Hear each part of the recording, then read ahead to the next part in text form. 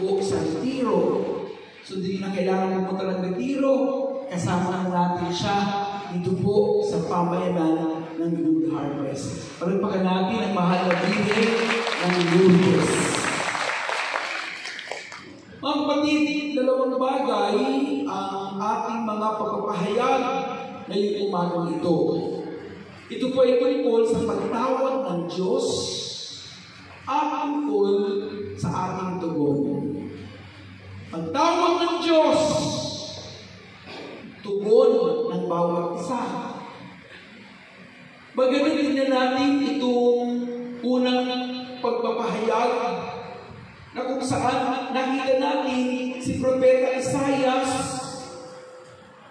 na nakakita ng isang napakaliwanag at banal na pangitain ng Diyos doon po sa templo. Kaya po dahil doon, ang kanyang naging reaction doon po sa liwanag na iyon ay ang kanyang pagiging hindi karapat-dapat. Ang ganda po ng kanyang sinabi, ako ay isang taong maruming labi. Alam niyo, magandang pagnilayang yun, yung maruming labi.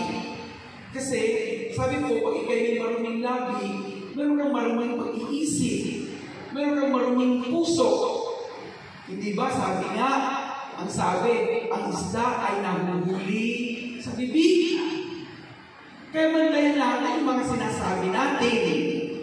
Kasi yung sinasabi natin, yun ang nanggagaling sa puso, yun ang nanggagaling sa isip, lumalabas sa ating bibig. Ang aminado, itong si Propeta Isaias, aminado siya na meron siyang maruming pagkatao. Meron siyang maruming labi. Pero, alam naman ninyo, sa halip na siya itakwil ng Diyos, hindi ba kasi kuminsan, yun ang iniisip ng mga tao. Pag makasalanan, ayaw ng Diyos, itinatanggal ng Diyos, pinaparusahan ng Diyos, yan palagi nasa isip. Pero hindi po, sa kabila ng kanyang pagiging maruming labi, no? Anong ginawa ng Diyos sa kanya? Siya po ay nilinis. At maganda po yung sinabing paraan ng paglilinis sa kanya. Natatandaan pa ninyo, ang sabi po, meron isang nagliliyang na baga na inilapat sa kanyang labi. Ano daw kung ibig sabihin nun? Nagliliyang na baga na inilapat sa kanyang labi. Ano ang ibig sabihin para sa atin? Tayo po ay nililinis sa pamamagitan ng mga tagpo at pangyayari sa ating buhay.